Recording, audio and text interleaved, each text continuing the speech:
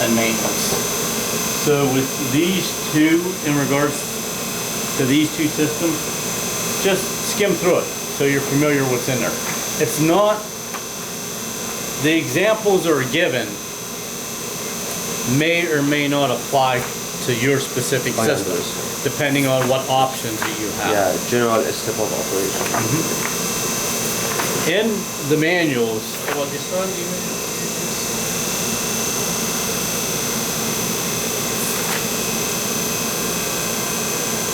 this has manual information. This is another, I would just skim through it at some point in time, just so you're familiar with what's in there. It's kind of like a telephone book. You don't need to memorize it. You just need to kind of know where to look for something if you need it. In there, it'll talk about, and both of these are the same. So you can have a recording setup where you have certain things you can record here if you wanted to. What the signal names are is not always intuitive. So you know on the screens what you want to record if you want to record it that way. If you don't know the exact signal, you can hover over it and the name will pop up. So that if you want to record this, you can take that name, go to recipe recording, and then you could scroll down and push that name over and to the start, and you can add or remove. Or a simpler way to do it, if you wanted to, is you could select signals graphically. You could click on it, which will bring this little pop-up, and then you can take the pop-up and say, well, I want to record, just click on it. You know, I want to record this, I want to record that. Then you can return the recording setup and automatically populates. That's an easier way to do it, because you know where it's at on the screen, or you will. Then what you can do is, if you want to put a definition, you want the interval, 0.1 second is kind of a lot for this, so I would do like, 1 second or 10 seconds or something like that. And then you have a start recording here. This will turn to stop recording whenever you're done.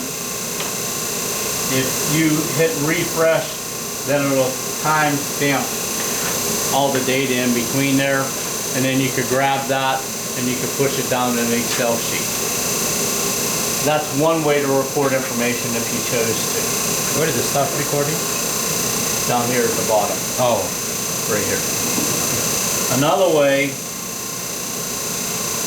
to do it, and something I prefer, and it's not in the manuals, you'll have to play with this to experiment a little bit yourself. On a chart, you can click chart and it'll bring this up, a chart up. You can run multiple charts and nest them down on your toolbar. And in here, you could come into the settings and you can click on what you want and it'll set up your graph. You can change your display to black, you can change it back to white.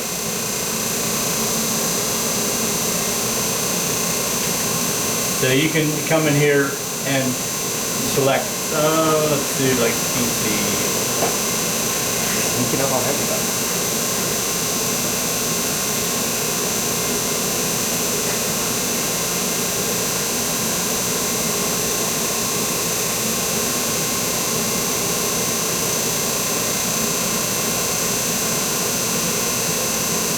Trying to think of a good one.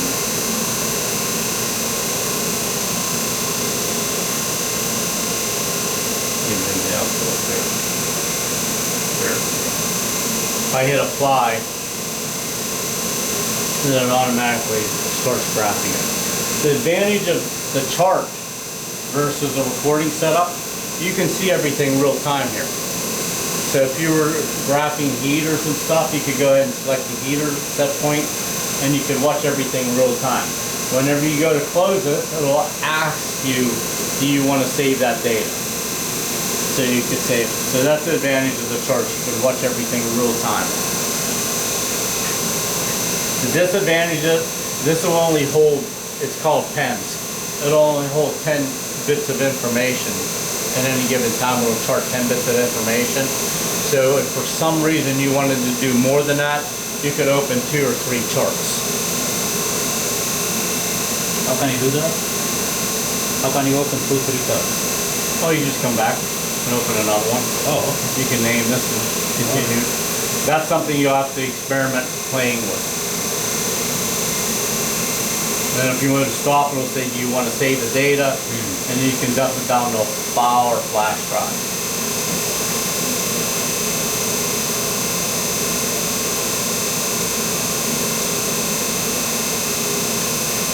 I don't spend a whole lot of time on this because the manual actually covers it halfway decently. PC pump, PC vent. This is common recipes that are run all the time. That's the reason why they're here. You can have any recipe put over there if you want. So if you're running a recipe and you're fine tuning in it, it's constant, something you run every time, and you're going to run it say 50 times in a period of 2 months, but you're you know, that's whatever your experiment has to do with. You could actually put it over here versus having up here. So in this case, PC pump and vent are on this bar of the recipe, but it's also on your run recipe pull down. There's a way you can assign recipes to be run on this side. There's a selection on the recipe editor where it'll come up here. As I get more into the recipes and the editing, I'll show you where that's at, where those pieces are located.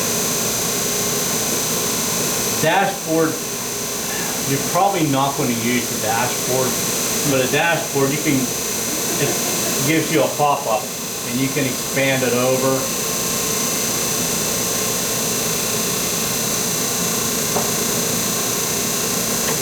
And if you were wanting to watch different values, you can have it up to, I think, 6 or 9 windows.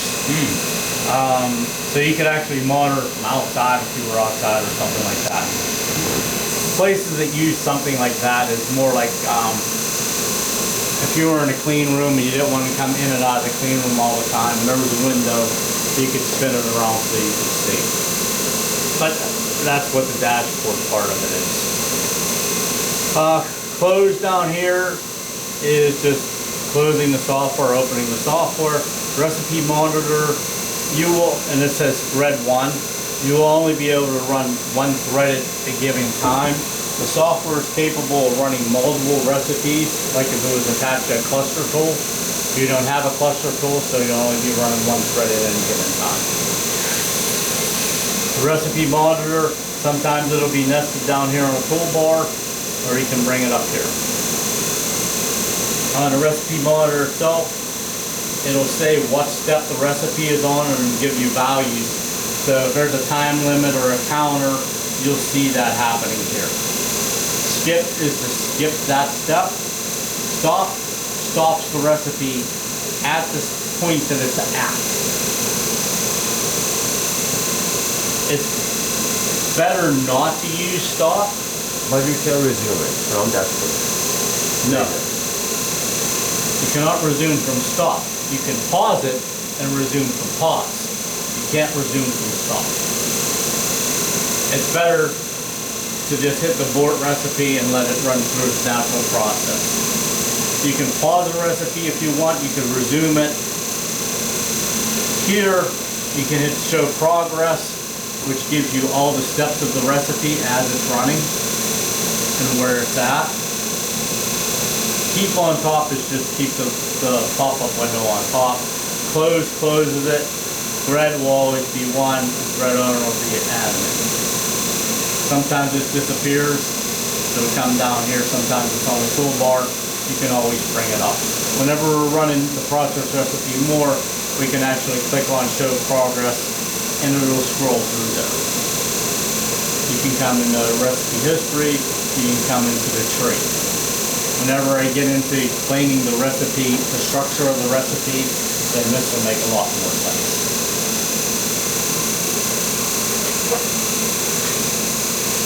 On the bottom left here is you have operation and maintenance and UI configuration.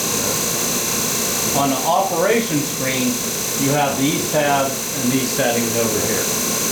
Maintenance, you'll have a different set. This may or may not be the same. You can configure this a lot of the ways you want. This is just how it's coming from the factory.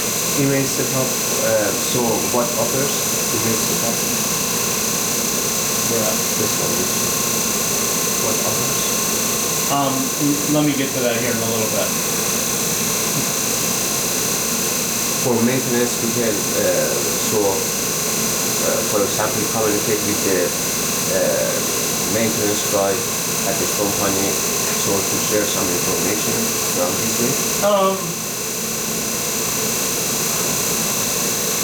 Usually you're just going for TeamViewer, and anybody that's going for TeamViewer can access this. This has different options and different settings. I'll get into these screens individually and what all these are here in a little bit. In UI configuration, that just gives you something where you can do configurations and settings. I'll come back into these two in a little bit.